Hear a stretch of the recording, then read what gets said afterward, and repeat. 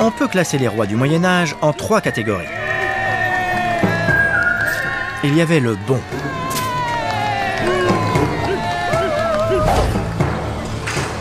La brute.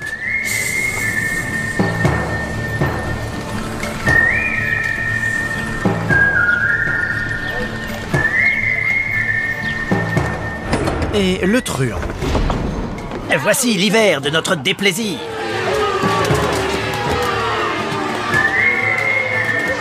Parmi toutes les incertitudes de l'histoire, il y a une chose dont nous pouvons être sûrs. Nous savons qui et comment étaient nos rois médiévaux. Vraiment ? Nous sommes fiers de révéler pour la première fois à la télévision le nom d'un roi d'Angleterre dont personne n'a jamais entendu parler. Le roi... En fait, je vous le dirai plus tard. Tout d'abord, l'histoire de la vie de tous les rois d'Angleterre. Enfin, tous les rois d'Angleterre prénommés Richard. Il y a le bon roi Richard Ier, Cœur de Lion, le fringant héros des croisades. Le brutal Richard II, tyrannique, mégalomane et narcissique.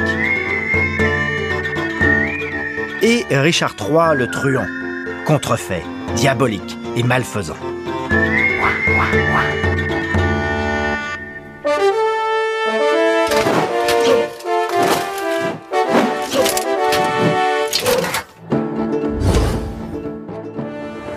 S'il y avait une élection du meilleur roi anglais, Richard Cœur de Lion arriverait probablement dans les premiers, si ce n'est le premier. Héroïque, vertueux, chrétien, c'est ainsi qu'on m'a appris à le considérer à l'école.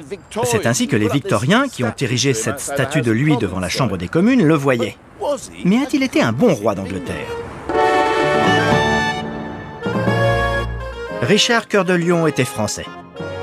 Il était né à Oxford, mais il grandit à Poitiers à la cour de sa formidable mère, Aliénor d'Aquitaine.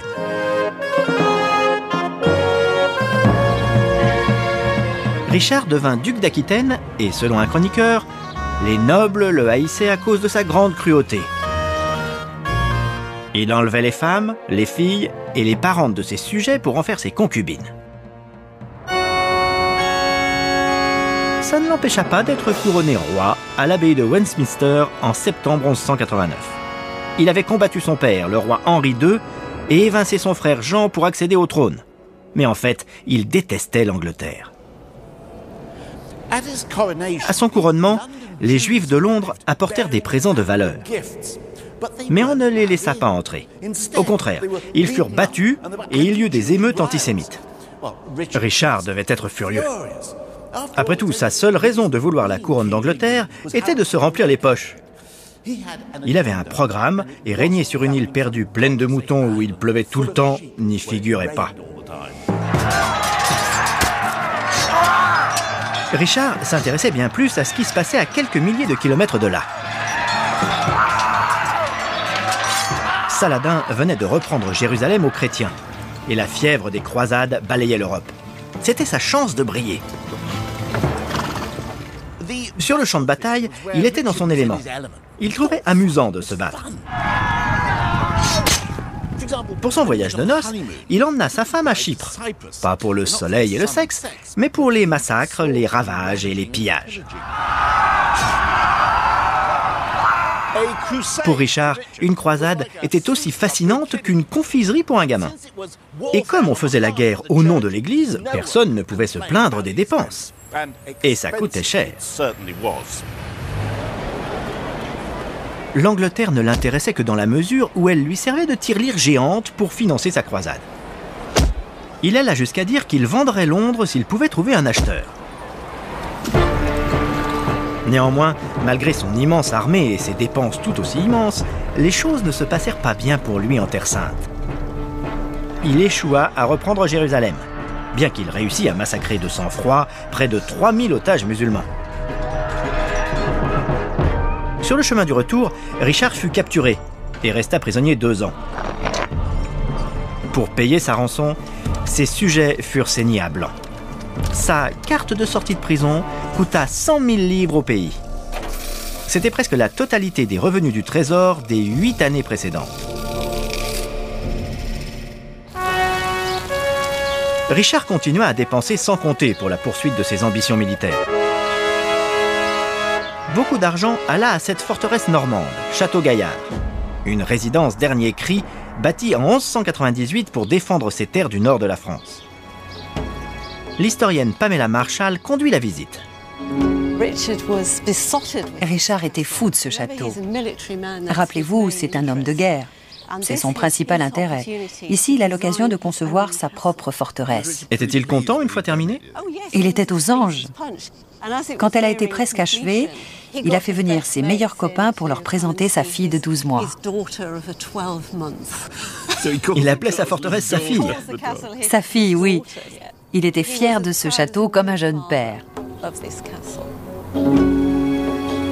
Et comme le font souvent les pères avec leurs filles, Richard n'épargna aucune dépense pour elle. La construction de Château-Gaillard engloutit 11 500 livres. C'est plus de 10 fois ce que son père dépensait pour ses nouveaux châteaux. La forteresse domine la vallée. Richard ne cachait pas son intention d'en faire le puissant symbole de son autorité sur la région. Son centre de commandement se trouvait dans la plus haute tour. Il n'y avait qu'une seule immense fenêtre. C'était ruineux. Mais ça devait être une superbe ouverture profondément encastrée. Je pense que lorsque Richard tenait sa cour, il devait s'asseoir devant cette fenêtre et ses vassaux lui rendaient hommage comme s'il était sous l'arc de scène d'un théâtre, avec un éclairage spectaculaire derrière lui.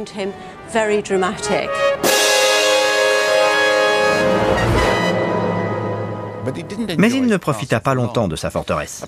Environ 1 an après l'achèvement des travaux, Richard fut tué dans une banale querelle avec un de ses vassaux au sujet d'un trésor enfoui. N'ayant rien de mieux à faire, il avait attaqué le château de son vassal dont l'un des défenseurs, se servant d'une poêle à frire comme bouclier, le tua d'un coup d'arbalète. Pour le faire sortir de prison, ses sujets avaient casqué une fortune. Une rançon de roi, au sens littéral. Et voilà qu'il gaspillait sa vie pour rien. Richard ne s'intéressait absolument pas aux affaires du gouvernement. Il n'arrivait pas à se concentrer très longtemps sur les sujets ne concernant pas des gens se faisant tuer. Il était roi d'Angleterre, mais à peine un roi anglais. L'empire qui comptait pour lui, c'était l'Anjou, l'Aquitaine et la Normandie. L'Angleterre n'était qu'un appendice qu'il utilisait comme vache à lait. C'était un croisé raté et un sale type sur tous les plans. Alors pourquoi le considérons-nous comme un bon roi? Eh bien, les moines chroniqueurs du Moyen-Âge lui avaient fait bonne presse parce qu'il prônait la croisade. Et les Victoriens l'admiraient en tant que bâtisseur d'empire. Mais il est curieux que la bannière anglaise porte encore les 3 lions, l'emblème d'un homme qui n'avait que mépris pour l'Angleterre.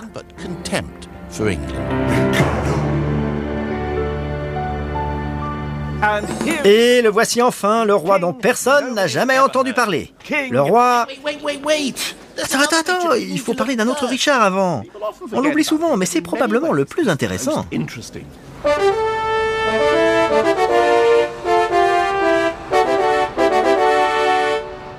Richard II était un tyran haï, déposé à juste titre par Henri IV.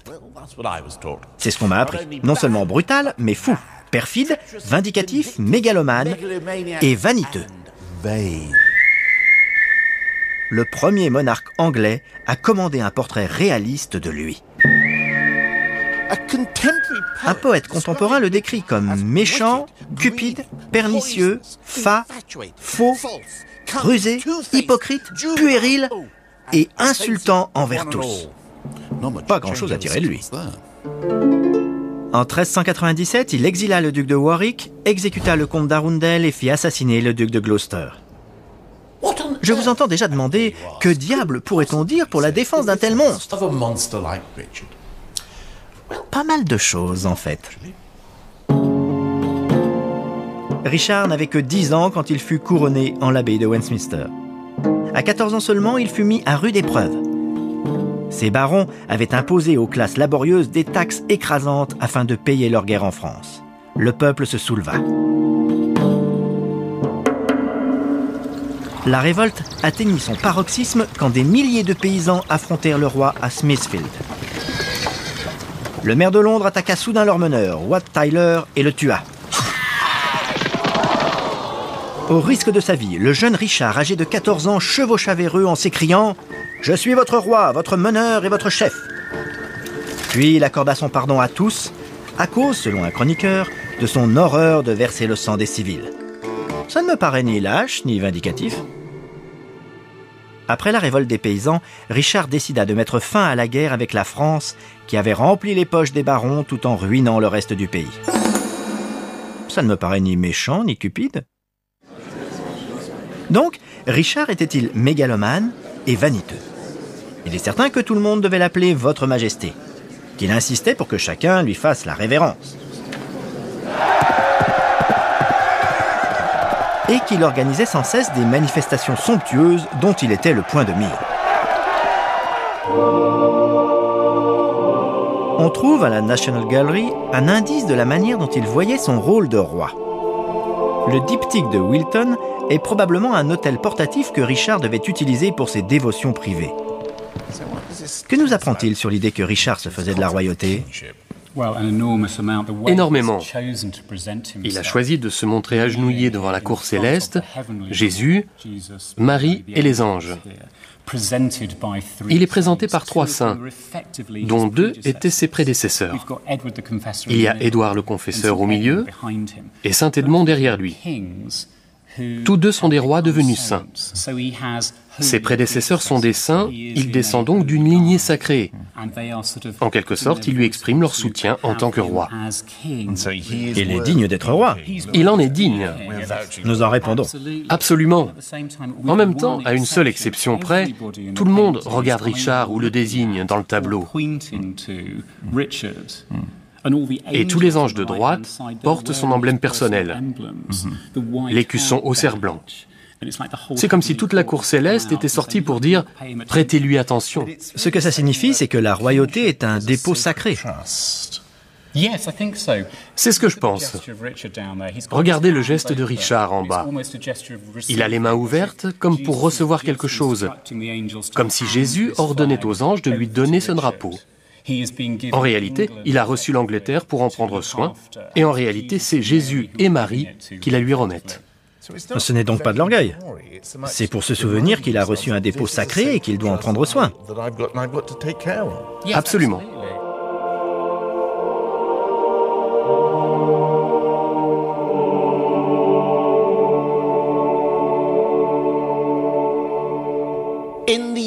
Au XIVe siècle, on se souciait beaucoup de la différence entre roi et tyran.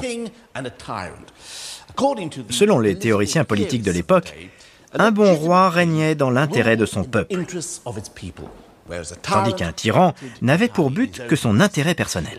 C'était une affirmation répétée dans les livres réglant la conduite des princes, et que tout auteur important, y compris Chaucer, se faisait un devoir civique de marteler. Comme Dante, de nombreux penseurs affirmaient que pour qu'un pays soit en paix avec lui-même, le roi devait en être la puissance dominante. Richard tenta de concentrer le pouvoir entre ses mains. Aujourd'hui, ça nous paraît mégalomane. Mais au XIVe siècle, les choses étaient légèrement différentes. Un pays tenu par des barons guerriers n'était pas un endroit heureux. Les vrais ennemis de Richard n'étaient pas ses paysans, mais ses barons. Il ne pouvait pas le sentir. Il détestait sa façon de vivre prétentieuse. Il détestait sa femme, qui était étrangère. Et il détestait le fait qu'il les tienne à l'écart du pouvoir. Par-dessus tout, il détestait sa politique de paix avec la France. La guerre était leur seul espoir de s'enrichir et d'accroître leur influence. En 1387, les barons, menés par Arundel, Gloucester et Warwick, se rebellèrent contre lui. Il est même possible qu'ils l'aient déposé pendant quelques jours. Et lorsqu'ils s'emparèrent du pouvoir, ils torturèrent et exécutèrent sans merci les meilleurs amis et les conseillers du jeune roi. Les méchants barons se querellèrent pour savoir lequel serait roi. Et Richard put finalement reprendre le pouvoir. L'étonnant n'est pas qu'il ait éliminé ces 3 nobles 10 ans plus tard, mais qu'il ait attendu si longtemps pour le faire. Et quand il s'en débarrassa enfin, il refusa de verser le sang. Et il ne tortura personne.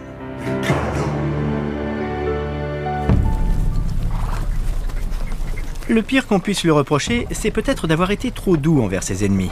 Car en 1399, l'un d'eux, Henri de Lancaster, rentra d'exil, lui vola son trône et l'assassina. Richard a été catalogué comme tyran. Pourtant, on peut dire qu'en apportant la paix à l'étranger, en mettant fin à la guerre avec la France, et la paix au pays, en écrasant l'opposition des barons, il agissait dans l'intérêt de son peuple. En fait, il jouait selon les règles. Richard fut victime de la propagande. Son successeur, Henri IV, avait usurpé le trône par traîtrise. Henri devait prouver que Richard était un mauvais roi. Il fit venir tous les chroniqueurs pour s'assurer qu'ils ne diraient rien de bon sur Richard et rien de mal sur lui. Et des auteurs comme John Gower furent si terrifiés qu'ils écrivirent des panégyriques absurdes sur Henri et diffamèrent grossièrement Richard. Gower alla même jusqu'à revoir ses travaux précédents afin de les modifier pour les faire cadrer avec le nouveau régime. Ce livre, par exemple, le Confessio Amantis, il le dédicaça d'abord à Richard II. Mais dans cette édition, il affirme l'avoir dédicacé à Henri. On voit ici qu'il a écrit « J'envoie ce livre à mon seigneur qui se nomme Henri de la maison de Lancastre ». Un peu plus haut dans le poème, il déclare avoir fait cette dédicace en 1393. Mais c'est un mensonge, c'est impossible, car Henri n'était devenu Henri de Lancaster qu'en 1399, quand son père, John de Gaunt, mourut et qu'il hérita du titre. Gower lui-même semble reconnaître cette impossibilité, car il écrit « Je le dédie à Henri de Lancaster, qui bien sûr était Henri de Derby à l'époque. » Tout cela n'est qu'une fiction destinée à faire croire que Gower soutenait Henri depuis plus longtemps qu'en réalité. La manipulation politique vivait d'aussi beaux jours au Moyen-Âge qu'aujourd'hui.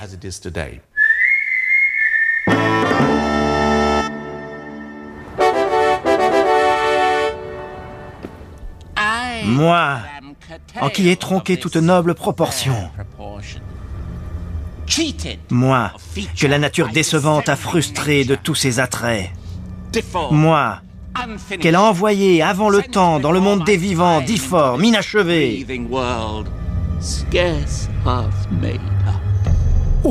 C'est génial de jouer Richard III, l'archétype du roi médiéval tyrannique. Encore un peu.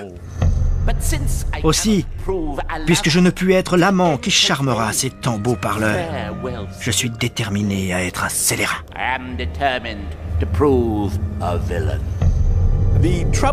L'ennui avec le Richard III de Shakespeare, c'est que presque tout est inventé. Il n'avait même pas de bosse. Quoi, même pas une petite? Ce portrait, peint 35 ans après sa mort, le montre avec une épaule plus haute que l'autre. Mais une radio prouve qu'à l'origine, l'épaule était plus basse. Le tableau a été modifié plus tard, pour ajouter la difformité. Mais on ne s'attend pas à ce qu'un portrait officiel montre une telle disgrâce, n'est-ce pas? Certes, mais nous disposons de descriptions contemporaines de Richard qui ne mentionnent aucune bosse. Ah, rabat-joie! Il semble que l'un des pires méchants de l'histoire ait été victime d'une campagne de dénigrement. Mais quels intérêts cela servait-il? Au cœur de la sombre légende faisant un monstre de Richard III, il y a 2 enfants morts. Quand Édouard IV mourut en 1483, il désigna son fils de 12 ans pour lui succéder, sous le nom d'Édouard V. Il fallait désigner un protecteur. Et Richard, en tant que chef respecté et oncle du jeune prince, était un choix évident. Néanmoins, la veuve de l'ex-roi, Elizabeth Woodville, s'imaginait très bien dans ce rôle. Elle essaya donc de faire couronner son fils le plus vite possible. Une fois celui-ci solidement installé sur le trône, sa coterie de parents ambitieux, avides de pouvoir, et elle-même, contrôlerait le roi et le pays.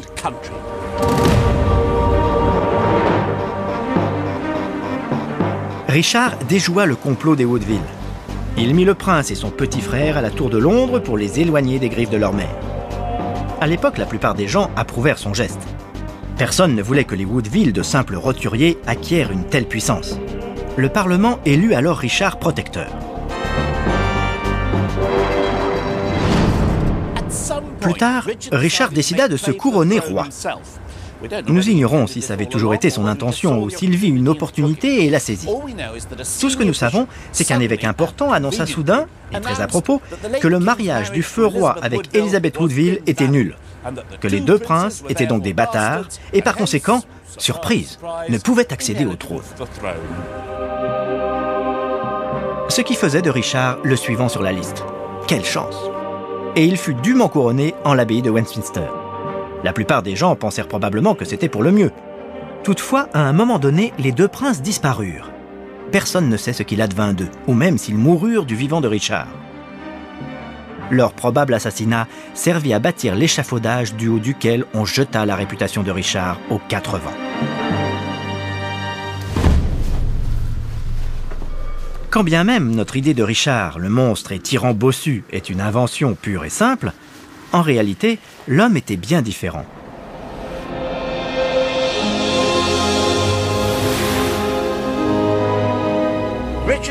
Richard grandit ici, dans le nord de l'Angleterre, où il se sentait plus chez lui qu'à Londres. C'était sûrement le temps. À l'évidence, son frère Édouard IV savait qu'il pouvait lui faire confiance, car il confia au jeune homme de 19 ans la tâche délicate de tenir le Nord sauvage et laineux. Les registres conservés à York, siège du pouvoir de Richard, révèlent un négociateur efficace, un brillant soldat de la paix et un champion des pauvres. Thomas Langdon, évêque de Saint-David, écrivit en 1483 « Partout où il va, il contente le peuple mieux que prince le fit jamais, car nombre de pauvres gens victimes d'injustice depuis longtemps furent soulagés et aidés par lui. » Une fois roi, Richard réforma en profondeur le système légal. Dic mihi Terensi accuratius, quantum biberas ea nocte. Pour commencer, il insista pour que la langue des débats soit l'anglais plutôt que le latin. Combien avez-vous bu exactement ce soir-là, Monsieur Jones? Les réformes de Richard étaient impressionnantes. Il créa une forme d'aide judiciaire pour les pauvres et s'attela à un problème urgent. Il prit des mesures pour s'assurer que les jurys ne soient pas intimidés. Lors de la première visite royale de Richard à York, la ville lui offrit un spectacle fabuleux. Les façades étaient couvertes de tapisseries et de tissus brodés, et il y eut des spectacles somptueux, des discours et des festins.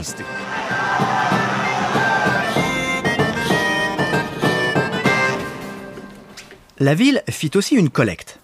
Or, les habitants n'aimaient pas se départir de leur bon argent. Ce que chacun a payé est conservé aux archives municipales. Il y a ici John Newton, maire. Il a payé 20 livres. Ce sont les deux X. Ailleurs, on a payé 30 livres, 20 livres, 10 livres. 10 livres faisait beaucoup d'argent. C'était l'équivalent d'1 an de salaire pour un pasteur de campagne, ou de 4 à 5 ans de revenus pour un ouvrier. Ces gens déboursaient donc de grosses sommes. En fait, certains trouvaient que c'était un peu trop. On voit ici qu'on avait d'abord noté 20 livres pour Thomas Catour, mais ça a été rayé fermement. On imagine la scène. « Allez Thomas, on t'inscrit pour 20 livres ?»« 20, je les ai pas, je peux pas payer ça. Mais on t'a déjà inscrit, rayez-moi. Mais ça va faire mauvais effet. Je m'en fiche, personne ne le verra. » Nous sommes 500 ans plus tard. Et il existe d'autres documents prouvant que York admirait sincèrement Richard.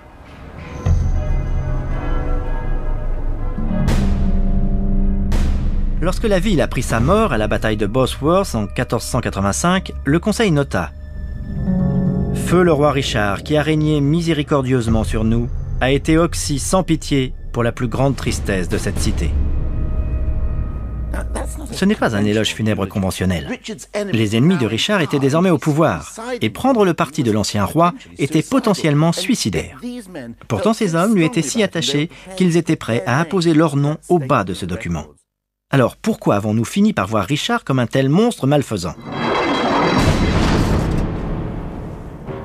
Ce sont ses ennemis qui ont fait sa réputation. il fut vaincu au combat et tué par Henri Tudor, qui se fit couronner sous le nom de Henri VII. Pour justifier ce changement de régime illégal, Henri devait convaincre le monde que Richard était le mal incarné. Avec la disparition des princes, c'était du gâteau.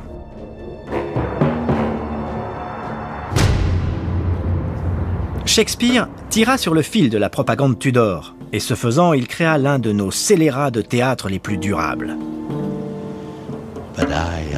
Mais je suis si avant dans le sang que le crime entraîne le crime. La pitié pleurnicheuse n'entre pas dans ses yeux. Ce qui nous ramène au roi d'Angleterre dont personne n'a jamais entendu parler. Connaissez-vous le roi Louis Ier et dernier? Non? Ce n'est pas étonnant puisqu'il a été effacé en quelque sorte. L'histoire commence en 1215, alors que le méchant roi Jean était en pleine confrontation avec ses barons. Plutôt que de les laisser s'emparer du pays, il le remit au pape. Les barons furieux se vengèrent en invitant le prince Louis, dauphin de France, à venir le remplacer. Jean se retira à Winchester. Louis fut acclamé roi à Londres et célébra la messe ici à la cathédrale Saint-Paul. Roger de Wendover nota dans sa chronique « Louis reçut hommage et allégeance de tous les barons et des citoyens qui attendaient ici son arrivée. » Pendant 5 mois, Jean et Louis se battirent avec acharnement dans tout le pays, jusqu'à ce que Jean perdit les bijoux de la couronne dans la Ouache et la vit dans une crise de dysenterie, laissant Louis seul souverain d'Angleterre. Bien sûr, le pape n'allait pas laisser faire. Et il aida l'opposition à s'organiser. Louis et son armée furent finalement vaincus à Lincoln Castle en 1217. Mais pendant près d'1 an, il avait régné sur la plus grande partie de l'Angleterre et la plupart des barons, ainsi que le roi d'Écosse, lui avaient rendu hommage comme roi, ce qui en fait un roi à part entière pour moi. Alors pourquoi Louis ne figure-t-il pas dans les rôles royaux? Peut-être n'est-il pas sur la liste parce qu'il ne fut jamais officiellement couronné. Mais c'est aussi le cas d'Édouard V et d'Édouard VIII et ils y sont. Serait-il trop embarrassant de reconnaître une deuxième invasion française? Le problème, c'est que l'histoire n'est pas toujours ce qui s'est passé. C'est souvent ce que quelqu'un veut que nous pensions qu'il s'est passé. Je suppose que nous ne devrions pas croire tout ce qu'on nous raconte, même quand c'est aussi inattaquable que les noms des rois d'Angleterre.